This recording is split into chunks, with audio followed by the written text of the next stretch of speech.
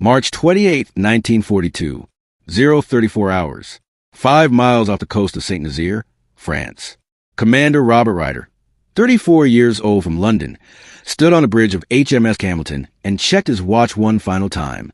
In precisely 11 minutes, the obsolete destroyer beneath his feet, packed with 4.25 tons of delayed action explosives buried deep in her forward compartments, would ram herself into the Normandie Dock at 20 knots, embedding her bow so deeply into massive caisson gate that German engineers would spend hours crawling through her hull trying to understand what kind of ship could survive such an impact. They would still be inside when she exploded. Lieutenant Commander Stephen Halden Beattie, 29 years old, from Petersfield, commanded Campbeltown. He had volunteered knowing 3 facts. The ship beneath him was a floating bomb. The mission had been calculated with 12% survival probability, and if they succeeded, Nazi Germany would lose the only dry dock on the Atlantic coast capable of servicing their most dangerous battleship, the Tirpitz. Behind Campbeltown, 16 Fairmile motor launches and 1 motor gunboat followed in formation, carrying 622 commandos who would fight their way 2 miles inland to destroy pumping stations, winding houses, locks, and German gun emplacements, while Campbeltown's explosion eliminated the dock itself. The plan was perfect. The intelligence was accurate. The training had been exhaustive. And in 6 hours, 259 of those 622 men would be casualties, dead, wounded, or captured. But the Normandie Dock would be destroyed so completely that it would remain unusable until 1947, and the Tirpitz would never threaten Atlantic convoys again. Beattie ordered, all ahead full, sound action stations. The greatest raid of World War II had begun. Before we continue with what happened in those next 6 hours that Churchill called a deed of glory intimately involved in high strategy, if you're fascinated by these stories of impossible missions and extraordinary courage during World War II, subscribe and hit the notification bell. We publish deeply researched documentaries every week. Now back to St. Nazaire, March 28, 1942, and the raid that would earn 5 Victoria Cross medals. The Tirpitz problem had consumed British naval planning since November 1940. The Battleship, sister ship to the Bismarck, displays 52,600 tons fully loaded, mounted 8 15-inch guns and 4 turrets, could sustain 30 knots, and represented the single greatest threat to Atlantic convoy operations.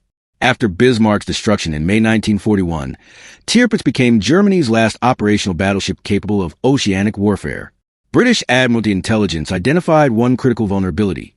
If Tirpitz sustained damage requiring major hull work or dry dock maintenance, only one facility on the Atlantic or North Sea coast could accommodate her, the Normandie Dock at St. Nazaire.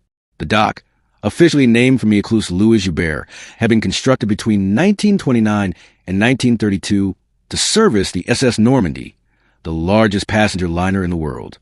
Dimensions: 350 meters long, 50 meters wide, capable of draining completely in 90 minutes using 8 massive pumping stations. The dock's southern caisson, the watertight gate that sealed the entrance, weighed 1,500 tons, stood 35 meters tall, and was designed to withstand the full pressure of high tide holding back the Loire River estuary. On January 25, 1942, Admiral of the Fleet Sir Dudley Pound, 64 years old, First Sea Lord, presented the problem to Combined Operations Headquarters. If we destroy that dock, Tirpitz cannot risk Atlantic operations. She'll be confined to Norwegian fjords where our reconnaissance can track her.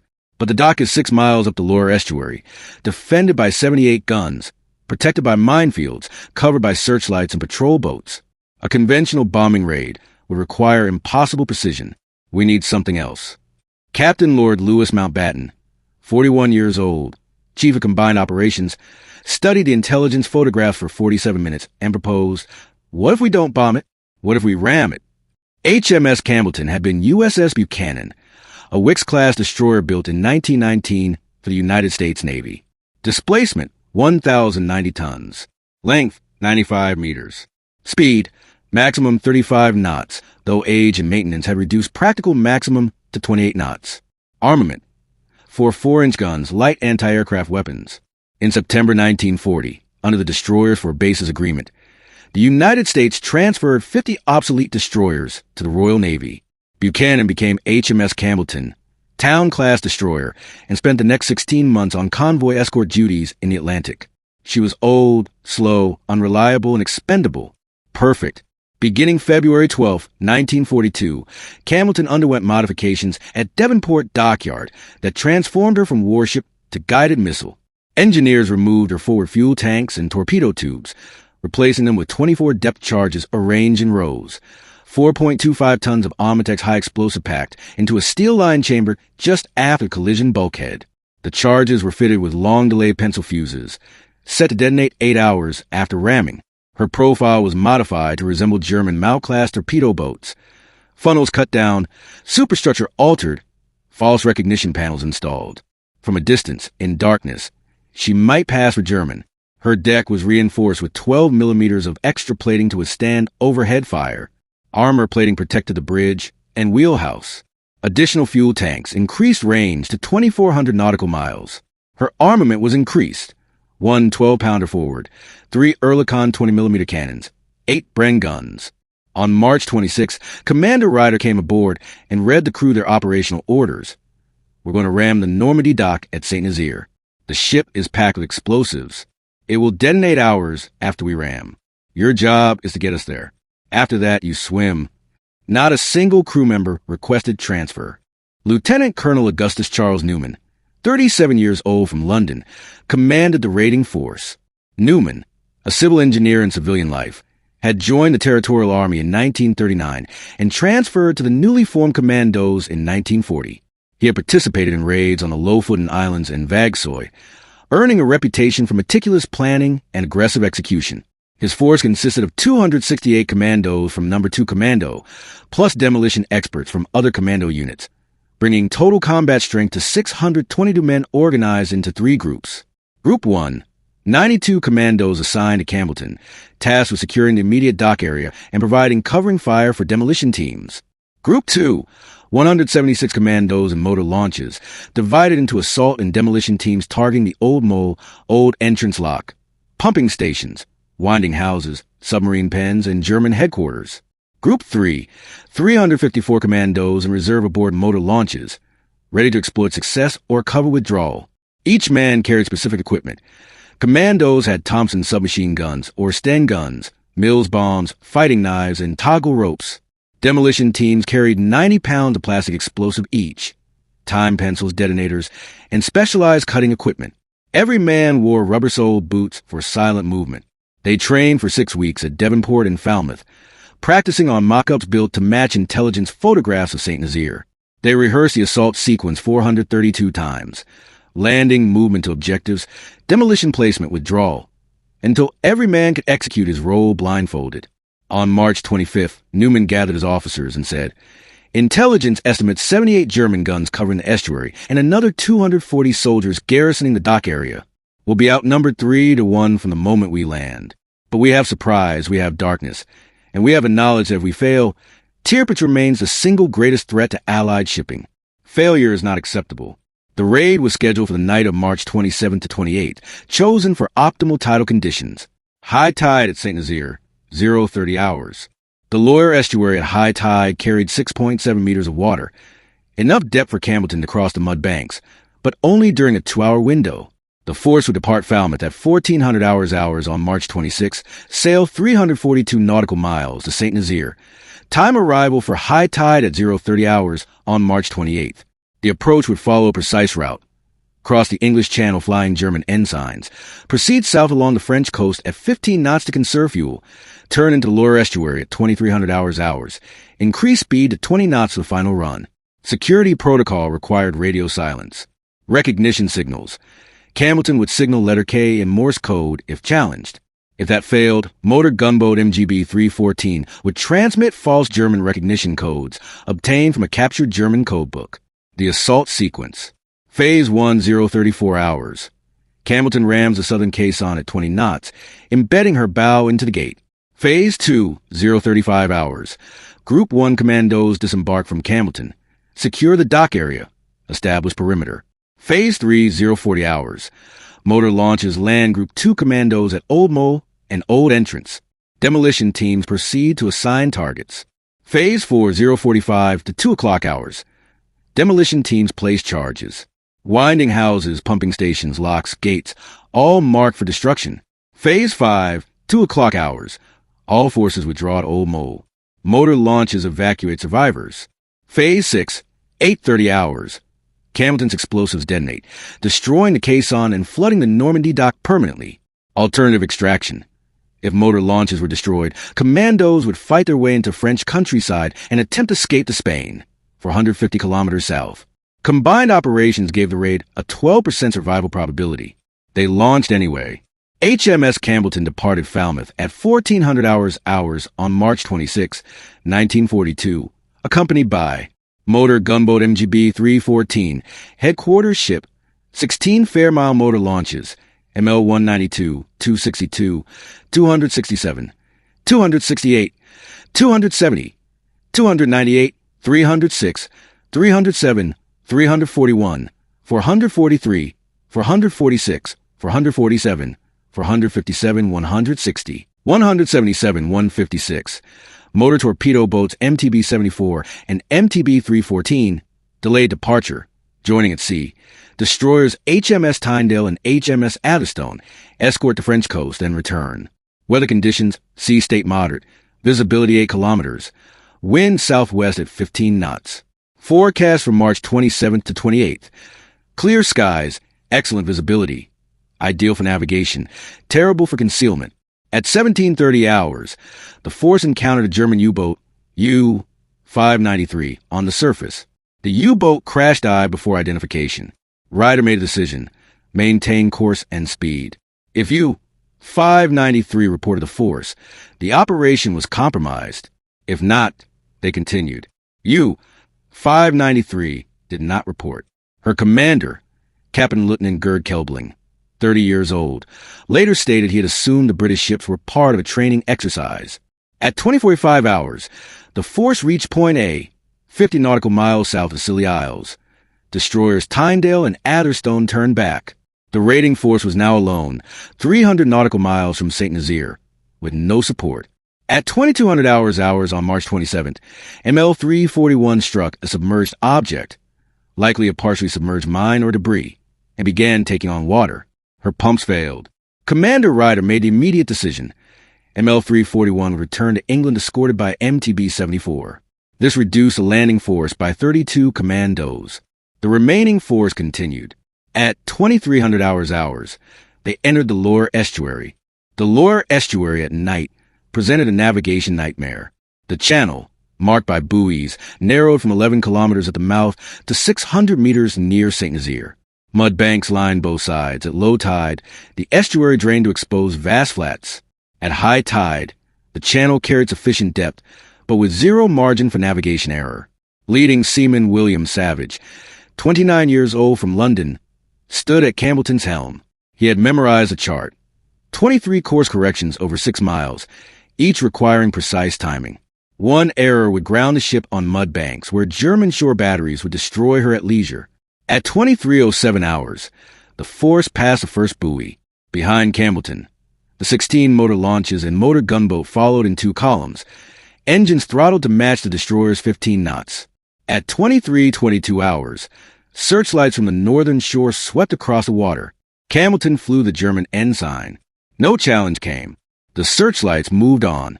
At 23:45 hours, MTB-74 rejoined the force after escorting ML-341 back toward open ocean. The force was now complete except for the lost ML-341.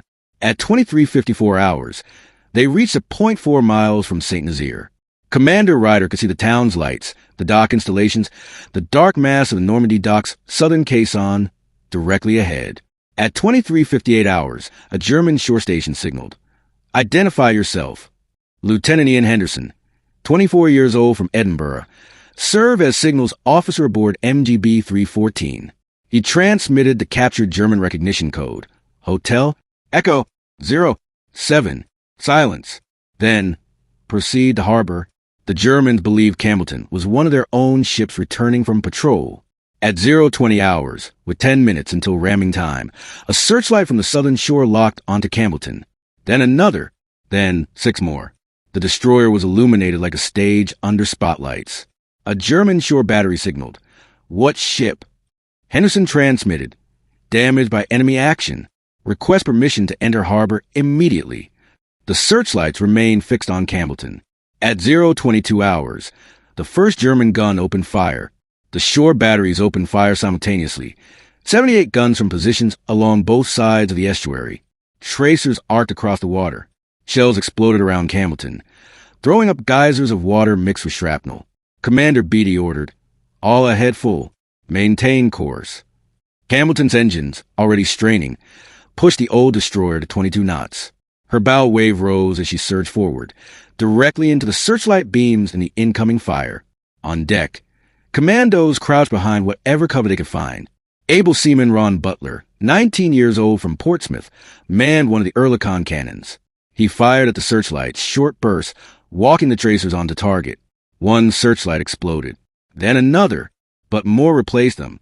A 20-millimeter shell struck Campbelltown's forward gun mount, killing the three-man crew instantly. Shrapnel tore through the forward deck, wounding 12 commandos.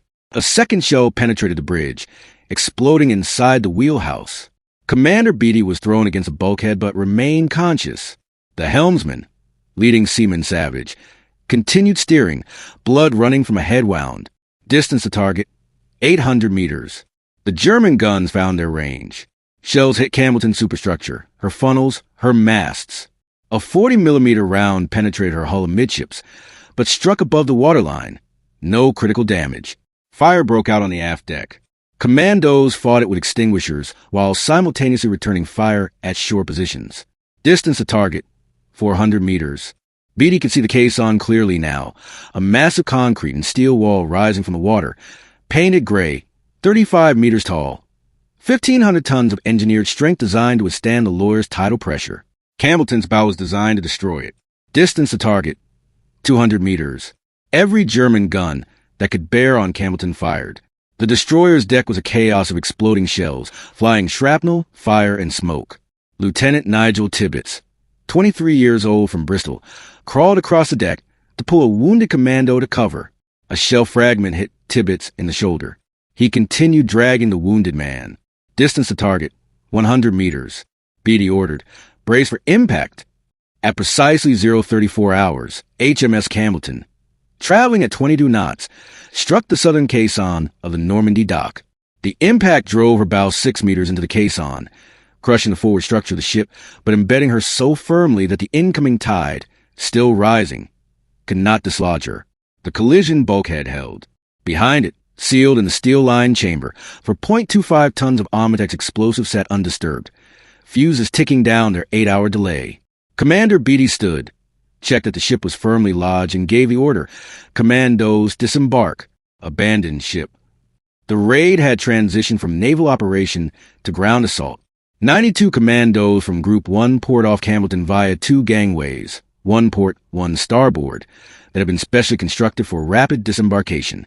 They jumped from the deck to the caisson, a drop of 3 meters, landing on the concrete surface, while German machine guns fired from positions along the dock perimeter. Lieutenant Colonel Newman was among the first off. He established his headquarters in a bomb-damaged shed 30 meters from Campbelltown's bow. From there, he had clear views of the old mole to the south and the dock installations to the north. The commandos moved with practiced precision. Each man knew his assignment. Group 1's primary task: secure the perimeter around Campbelltown and hold it while demolition teams from the motor launches completed their objectives. Sergeant Thomas Durrant, 23 years old from London, led a section that established a machine gun position covering the northern approach. His Bren gun team engaged German soldiers attempting to reach the caisson from the submarine pens. Durrant personally accounted for 12 enemy soldiers in the first 8 minutes of combat. Meanwhile, the motor launches were approaching their landing zones. The plan called for the launches to land at 2 points: the Old Mole, a stone pier extending into the harbor, and the Old Entrance, a lock system 300 meters north of the Normandie Dock. From these positions, commandos would move inland to their demolition targets. The reality was catastrophic. The German shore batteries had shifted fire from Campbelltown to the approaching motor launches. The launches, wooden-hulled, unarmored, carrying 400 gallons of petrol in deck tanks, were death traps under concentrated fire. ML-192, carrying 15 commandos, took a direct hit from a 40-millimeter shell at 0:38 hours. The shell penetrated her fuel tank. The launch exploded in a fireball visible from both shores. No survivors. ML-262, approaching the Old Mole at 0:39 hours, was hit 6 times in rapid succession. Fire spread through her hull. She began sinking. Lieutenant Commander Bill Tilley, 30 years old from Glasgow, ordered abandoned ship. 12 commandos made it into the water. The launch sank in 40 seconds. ML-267 reached the Old Mole and successfully landed her commandos at 041 hours.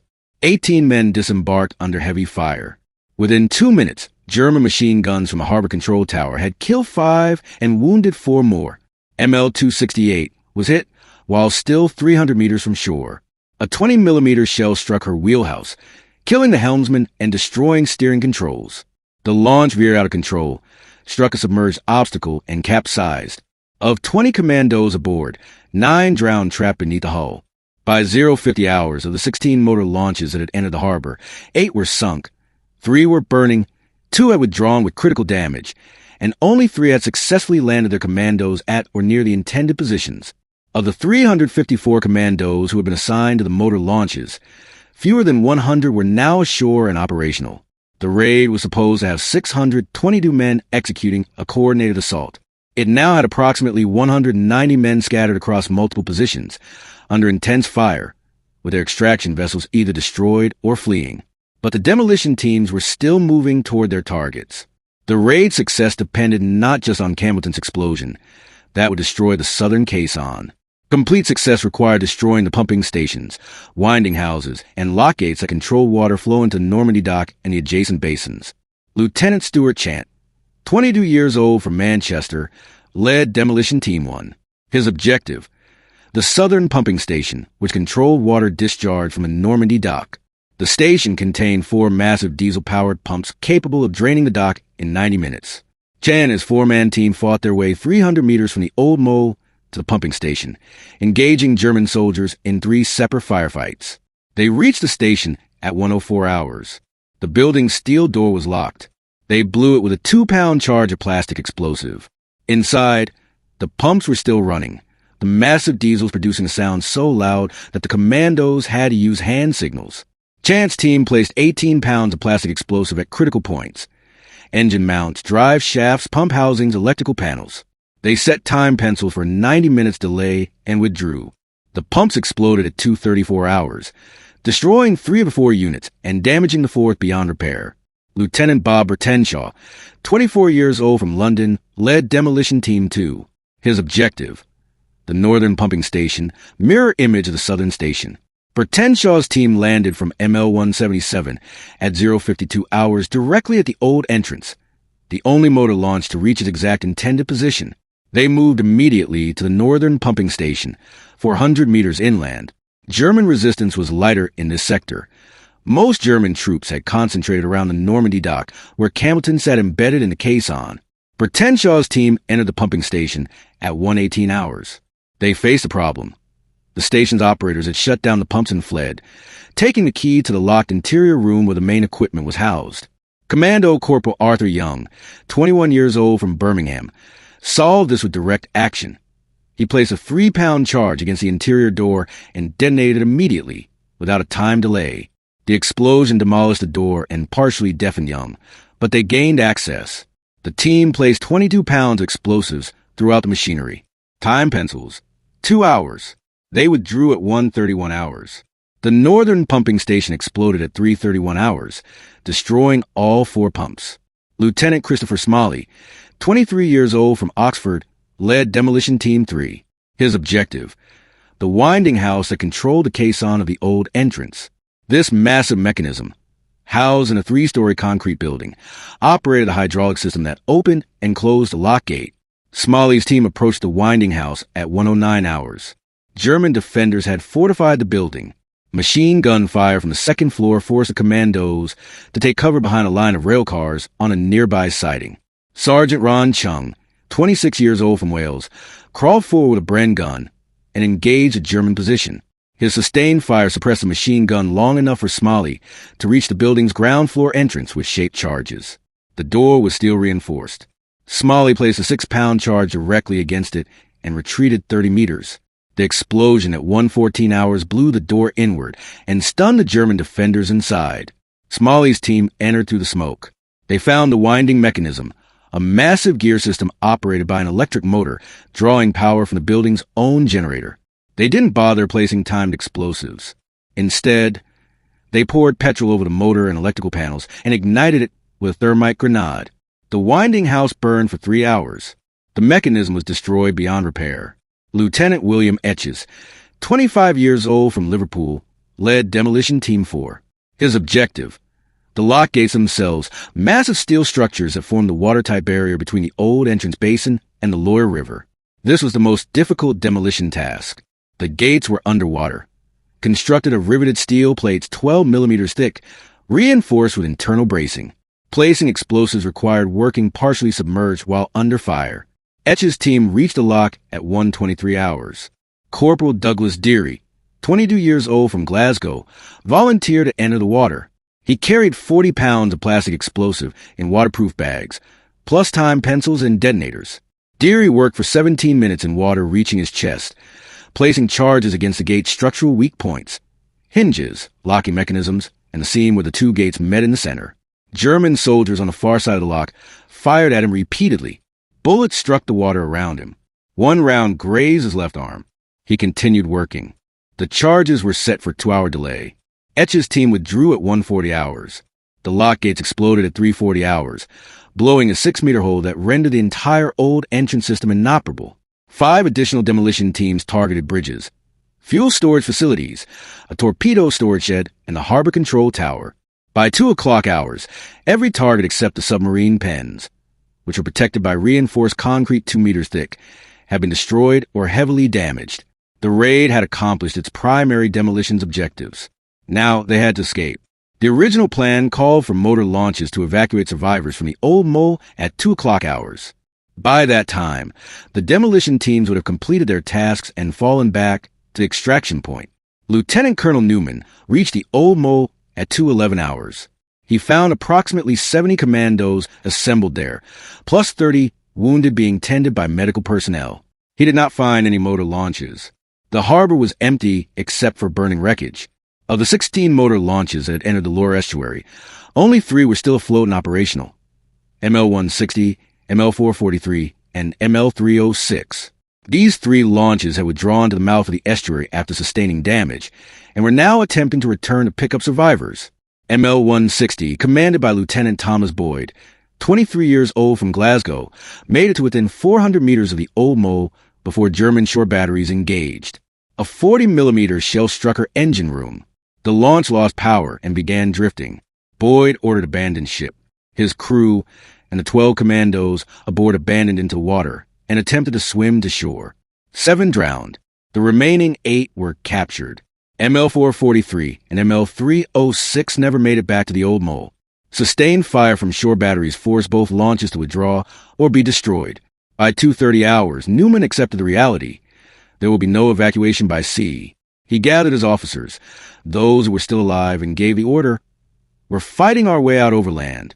Objective is the Spanish border. 450 kilometers south.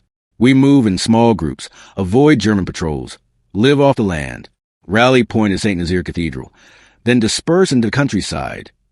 It was a death sentence masquerading as an order. 450 kilometers through occupied France, pursued by German troops who knew exactly where the commandos had come from and would be searching every road, every village, every farm. The commandos began withdrawing from the dock area at 2:35 hours, moving in groups of 8 to 12 men, using the cover of buildings and smoke from fires still burning throughout the harbor. Sergeant Thomas Durrant's group attempted to fight through the German cordon forming around the eastern perimeter. They engaged German soldiers in a firefight at 2:47 hours. Durrant was wounded in the leg, but continued firing his Bren gun to cover his team's withdrawal. A German officer, impressed by Durrant's courage, later recommended him for the Victoria Cross, an honor rarely extended to enemy combatants. By 3 hours, the dock area was swarming with German reinforcements. Over 400 soldiers from the 679th Infantry Regiment and the 22nd Naval Flak Brigade. The commandos were outnumbered and running low on ammunition. Lieutenant Colonel Newman's group, 12 men, reached St. Nazaire Cathedral at 3:18 hours. German patrols were already searching the streets. Newman made a decision to surrender rather than engage in urban combat that would endanger French civilians. By dawn on March 28th, 172 Commandos had been captured. Another 64 were still at large in the French countryside. And 5 men, Commander Ryder, Lieutenant Colonel Newman, and 3 others, were being held in a cellar beneath German headquarters, awaiting interrogation. The raid was over, or so the Germans thought. HMS Campbeltown sat embedded in the southern caisson, her bow crushed 6 meters deep into the concrete and steel structure, her decks littered with spent shell casings, blood, and debris. German soldiers swarmed over her, searching for documents, examining her unusual modifications, trying to understand why a British destroyer had deliberately rammed the dock. Captain Lieutenant Wolfgang Meck, 34 years old, from Hamburg, harbor defense commander, boarded Campbeltown at 4:15 hours.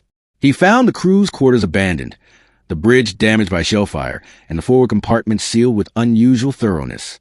His report, filed at 5:30 hours, noted, "Ship appears to have been modified for ramming. Forward holds contain unknown cargo. Recommend immediate investigation." At 7 o'clock hours, a team of German naval engineers arrived. They began cutting to the sealed bulkheads, protecting the explosives chamber. The work proceeded slowly. The steel plating was thicker than expected, welded rather than bolted, clearly designed to prevent access. By 8:30 hours, the engineers had nearly penetrated the final bulkhead. Beyond it lay 4.25 tons of Armatex explosive and the long delay fuses that had been ticking down for 8 hours. At 8:45 hours, German sailors began gathering on Campbeltown's deck. Some were souvenir hunting. Others were assisting the engineers. A group of French dock workers, forced into labor by the occupation authorities, worked nearby, clearing debris. At 9 o'clock hours, approximately 40 German personnel were aboard or immediately adjacent to Campbeltown. At 11 o'clock hours, approximately 360 German soldiers and French civilians were within the Normandie Dock area. Most were watching the engineers work on the mysterious forward compartment. At 11:35 hours, precisely 8 hours after ramming, the fuses completed their delay cycle and the circuit closed. 4.25 tons of Armatex detonated simultaneously. The explosion was heard in Nantes, 48 kilometers away. Campbeltown disintegrated. Her forward section, from the collision bulkhead to the bow, was vaporized. The blast wave propagated outward at approximately 7,000 meters per second initially, slowing as it expanded but maintaining lethal overpressure to a radius of 150 meters. The southern caisson, 1,500 tons of steel and concrete, 35 meters tall, was struck by the equivalent of a 6-ton TNT explosion from a distance of 0 meters. The structure failed catastrophically. A section 15 meters wide was blown completely away. The upper portion of the caisson collapsed inward. The lower portion, below the waterline, was penetrated by a hole measuring 12 meters across. The Loire River, held back by the caisson at high tide, poured through the breach at a rate exceeding 200,000 liters per second. The Normandie Dock, which contained the incomplete hull of a merchant vessel being fitted out for German naval auxiliary service, began flooding immediately.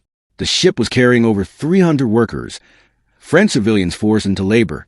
The water rose at approximately 30 centimeters per minute. Escape ladders were overwhelmed. Panic ensued. 109 workers drowned in the Normandie Dock in the first 12 minutes after the explosion. On Campbeltown's deck and in the immediate vicinity, the casualties were total. Of the 40 German personnel aboard the ship at the moment of detonation, none survived. Bodies, or fragments of bodies, were found up to 200 meters from the blast center. An additional 226 German soldiers and French civilians within the dock area suffered wounds from blast effects, flying debris, or structural collapse. 61 of these died in the following hours. The total immediate death toll, 380 people. Of these, approximately 250 were German military personnel. The remainder were French dock workers, many forced into labor against their will. Captain Lieutenant Meck, who had left Campbeltown at 10 o'clock hours to file his status report, survived. His report, dictated to subordinate at 12:30 hours while he received medical treatment for perforated eardrums and flash burns, stated, "The Normandie Dock is completely destroyed. The caisson is breached beyond repair. The British placed explosives with deliberate delay to maximize German casualties during investigation. This was not merely sabotage. This was assassination." He was correct. The explosion triggered immediate panic throughout St. Nazaire. German troops believed the British were launching a second wave, airborne troops, additional commando raids, or a full-scale invasion. General Erich Juber, 47 years old, from Munich, commander of the 333rd Infantry Division responsible for regional defense, ordered total lockdown at 12 o'clock hours. All roads sealed. All civilians confined to homes. All German personnel to combat stations. At 13:15 hours, German soldiers opened fire on Shadows in a warehouse near the Old Mole. The Shadows were French civilians hiding from the chaos. 17 were killed. At 14:30 hours, a German patrol encountered 6 British commandos attempting to move south through the countryside. A firefight ensued. 4 commandos were killed. 2 were captured wounded. At 1600 hours, delayed action charges placed by the commando demolition teams began detonating throughout the dock area. The northern pumping station exploded at 1612 hours. The southern winding house collapsed at 1645 hours. Each explosion was interpreted by German forces as evidence of ongoing British attacks. German troops fired at anything that moved. French resistance fighters, seeing the chaos, launched small opportunistic attacks against German positions, further convincing the Germans that a coordinated uprising was underway. By 1800 hours, when the situation finally stabilized, German casualties from the raid and subsequent panic had reached 537. 380 dead in the Campbeltown explosion and subsequent drownings, 157 wounded from combat and accidents during the confused aftermath. British commando casualties. Of the 622 men who participated in the raid, 169 were killed, 215 were captured, and 87 escaped back to England aboard the surviving motor launches and motor gunboats. But the mission was accomplished. The Normandie Dock will remain unusable until 1947. The captured commandos, 215 men, including Lieutenant Colonel Newman and Commander Ryder, were imprisoned initially in a German military barracks outside St. Nazaire. German guards, enraged by the casualties their unit had suffered, subjected the prisoners to beatings and mock executions during the first 24 hours. On March 29th, senior German officers intervened. The prisoners were transferred to a Wehrmacht control facility, where conditions improved marginally. They received food, black bread and thin soup, and medical treatment for wounds. On April 2nd, the prisoners were moved by train to Stalag VIB, a permanent POW camp near Lambsdorff, Poland, 900 kilometers east. The journey took 4 days in cattle cars with minimal food or water. 11 wounded commandos died during transport. At Stalag VIB, the commandos were separated from other Allied prisoners and held in a special compound. German intelligence officers interrogated them extensively, seeking information about British commando training, special operations capabilities, and future raid plans. The commandos provided only name, rank, and service number, as required by the Geneva Convention. One interrogator, Hauptmann Frieder von Brandis, 39 years old, from Berlin, later testified. These men were exhausted, wounded, and facing permanent imprisonment, but not one broke. Not one betrayed operational information. Their discipline was absolute. I had interrogated hundreds of prisoners. I had never encountered such resistance. Of the 622 men who participated in Operation Chariot, only 87 made it back to England. Motor gunboat MGB 314 successfully extracted Commander Ryder, Lieutenant Colonel Newman, and 3 other officers from the French coast at 3:45 hours on March 28th. The gunboat rendezvoused with destroyer HMS Atherstone at 6 o'clock hours and returned to Falmouth, arriving March 29th at 14:30 hours. Motor launches ML-306, ML-443, and ML-160 escaped the lower estuary despite damage and reached open ocean. ML-160 sank at 7 o'clock hours on March 28th. Her crew and passengers were rescued by ML-306. The remaining launches made it to Falmouth on March 29th to 30th. Motor torpedo boat MTB-74, which had escorted the damaged ML-341 back toward England, successfully rendezvoused with that launch and escorted her safely home, arriving March 28th at 1900 hours. In total, 87 men reached England. 5 vessels survived.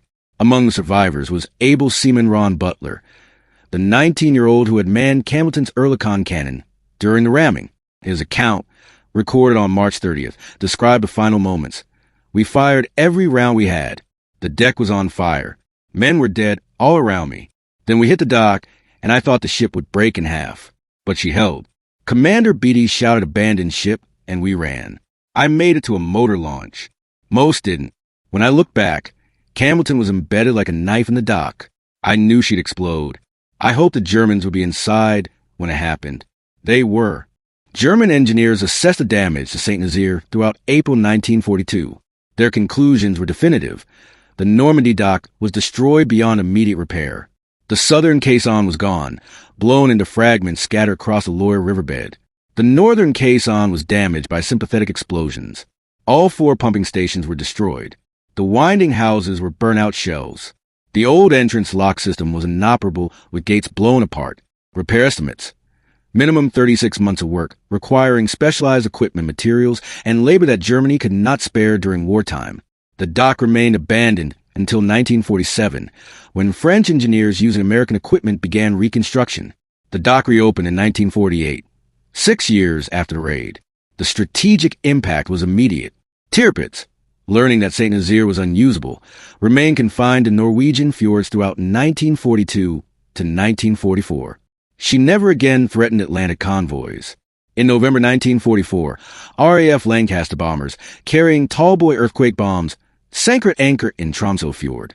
Without St. Nazaire, Germany lost its only Atlantic coast facility capable of servicing battleships. The strategic calculus of naval warfare shifted permanently in Britain's favor. 5 Victoria Cross medals were awarded for Operation Chariot, the highest number for any single action in World War II. Commander Robert Ryder, for leadership of the naval force under extreme fire and successful execution of the ramming despite overwhelming German defenses. Lieutenant Commander Stephen Beattie, for commanding Campbeltown during the ramming, maintaining course under concentrated fire, and ensuring the ship embedded properly in the caisson. Lieutenant Colonel Augustus Newman, for leadership of ground forces, coordinating demolitions under fire, and organizing withdrawal when evacuation became impossible. Able Seaman William Savage, posthumous, for maintaining Campbeltown's helm throughout the approach despite wounds, ensuring accurate ramming. He died during the commando withdrawal, killed while providing covering fire. Sergeant Thomas Durrant, posthumous, for extraordinary courage manning his gun position aboard motor launch ML-306 during withdrawal, continuing to fire despite fatal wounds. He died in German captivity 2 days after the raid. An additional 80 decorations were awarded. For Distinguished Service Orders, 17 Distinguished Service Crosses, 11 Military Crosses. For Conspicuous Gallantry Medals, 5 Distinguished Conduct Medals, 24 Distinguished Service Medals, 15 military medals, and mention in dispatches for 51 others. Nearly 40% of the raid force received decorations, recognition of extraordinary courage under the most desperate circumstances. British casualties: 169 killed, 215 captured, of whom 36 died in captivity. 87 returned safely. German casualties: 360 dead in the explosion and drownings, 240 wounded, approximately 175 killed or wounded during the raid itself. French civilian casualties: 109 drowned in the Normandie Dock, 64 killed in German panic firing, 122 wounded. Total casualties: 1,244 people. To destroy one dock. This question has dominated debate for 80 years. The argument against. The casualties were catastrophic. Nearly 70% of the raiding force strategic impact was delayed.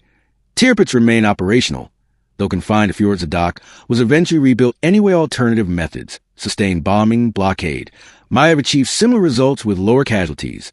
The argument for Tirpitz never threatened Atlantic convoys after St. Nazaire was destroyed. The raid demonstrated British offensive capability.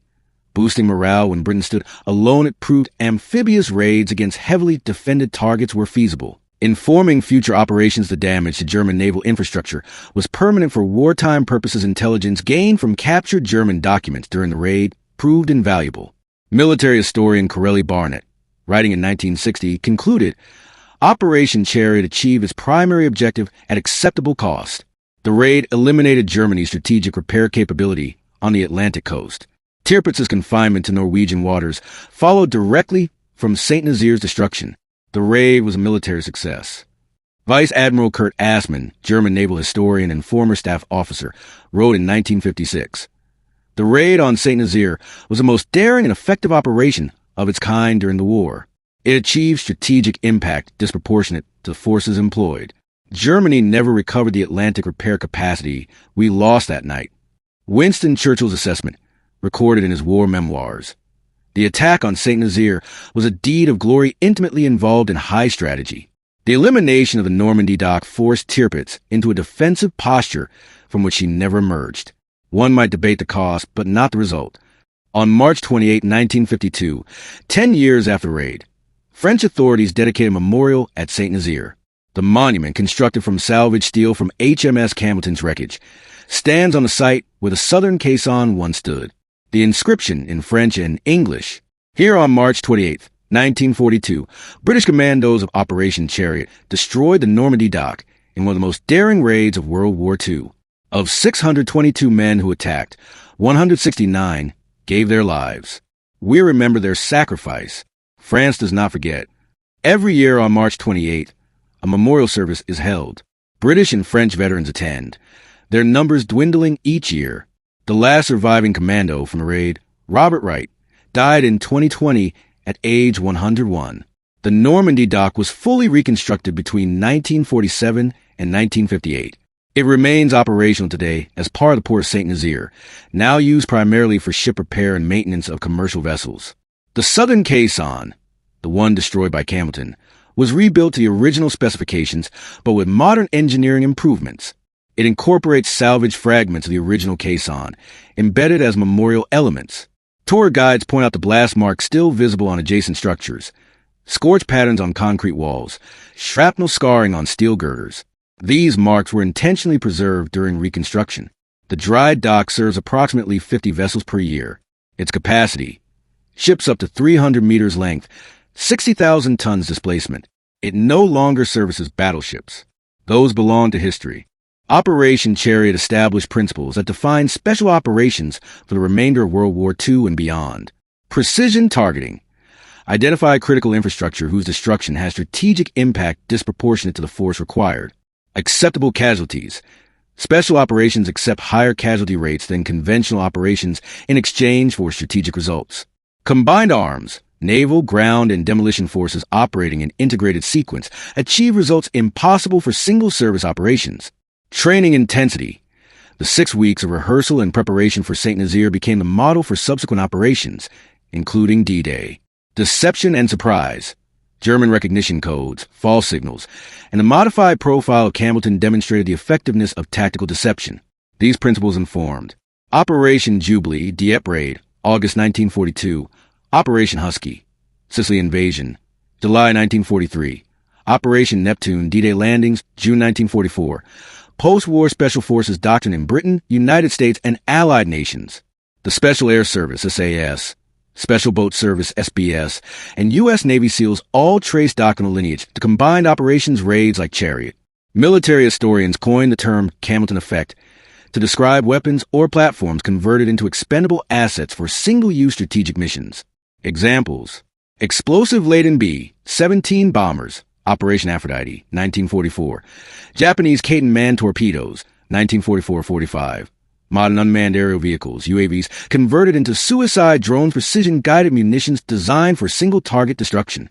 The concept: a relatively low-value asset, aging destroyer, obsolete bomber, cheap drone, converted into a weapon whose single-use destruction achieves strategic objectives. Campbeltown established the viability of this approach. She was an obsolete destroyer worth perhaps £50,000. Her conversion cost another £20,000. Total investment, £70,000. She destroyed infrastructure worth millions of pounds, eliminated Germany's Atlantic battleship repair capability, and forced Tirpitz into strategic irrelevance. Return on investment, incalculable. Beginning in 1947, survivors of Operation Chariot held annual reunions in London, later rotating between London and Saint-Nazaire. These gatherings brought together commandos who had fought side by side, often for the first time since 1942. The reunions were not celebrations. They were commemorations. Commander Robert Ryder, who attended every reunion from 1947 until his death in 1986, said in 1970, "We don't celebrate what we did. We remember the men who didn't come home. Every year, there are fewer of us. Eventually, there will be none. But the names remain. The sacrifice remains. That's what we gather to preserve." The final reunion occurred in 2019, attended by 3 survivors, all over 95 years old. They laid wreaths at the Saint-Nazaire Memorial. They stood in silence at the site where Campbeltown had rammed the caisson. Robert Wright, the last survivor, died in January 2020 at age 101. His obituary in the Times concluded, "He was the last link to one of history's most audacious military operations." With his passing, Operation Chariot passes from living memory into history. Operation Chariot succeeded in every measurable strategic objective. The Normandie Dock was destroyed. German Atlantic battleship repair capability was eliminated. Tirpitz was confined to Norwegian waters. Allied convoy losses were reduced. British offensive capability was demonstrated. It failed in one critical aspect: casualty minimization. 70% of the raiding force became casualties. By conventional military standards, this is catastrophic. But special operations do not follow conventional military standards. The raid achieved strategic results impossible through conventional means. No bombing campaign could have guaranteed the dock's destruction. No blockade could have prevented its use. Only direct assault, precise, violent, and expendable, could eliminate the target with certainty. 622 men volunteered for a mission with 12% survival probability. 338 died or were captured. But the Normandie Dock, Germany's greatest strategic asset on the Atlantic coast, was destroyed so thoroughly that it remained unusable for the remainder of the war. One historian, writing in 1989, concluded, "Operation Chariot epitomizes a paradox of special operations. Small forces achieving strategic results through missions where success is measured not in casualties avoided, but in objectives accomplished regardless of cost." It remains controversial precisely because it forces us to confront an uncomfortable truth. Sometimes strategic necessity demands sacrifice on a scale that seems incomprehensible until measured against the alternative. On March 28, 1942, at precisely 0:34 hours, HMS Campbeltown struck the southern caisson of the Normandie Dock at 22 knots, embedding herself so firmly that 8 hours later, her explosion was heard 48 kilometers away. Commander Robert Ryder and Lieutenant Colonel Augustus Newman led 622 men into what military planners calculated as a suicide mission. 169 never came home. But those who survived and those who died accomplished what conventional warfare could not. They eliminated Germany's strategic repair capability on the Atlantic coast in a single night of violence so precise, so devastating, that the enemy never recovered. The strategic impact rippled forward through time. Tirpitz, confined Norwegian waters, never again threatened Allied shipping. The Normandie Dock remained unusable until 1947, and the principles established at St. Nazaire, precision targeting, acceptable risk, combined arms coordination, defined special operations for the next 80 years. The monument at St. Nazaire bears 238 names, British Commandos and Royal Navy personnel who died in the raid or subsequent captivity. French authorities tend it carefully. British veterans visit when they can. The numbers dwindle each year, but the names remain. The sacrifice remains. And every March 28th, someone places flowers at the base of the steel monument constructed from Campbeltown's wreckage. History remembers the greatest raid of World War II not for its elegance or its minimal casualties, but for its absolute success at impossible cost. Perhaps that is the truest definition of greatness in war, accomplishing what must be done, regardless of the price.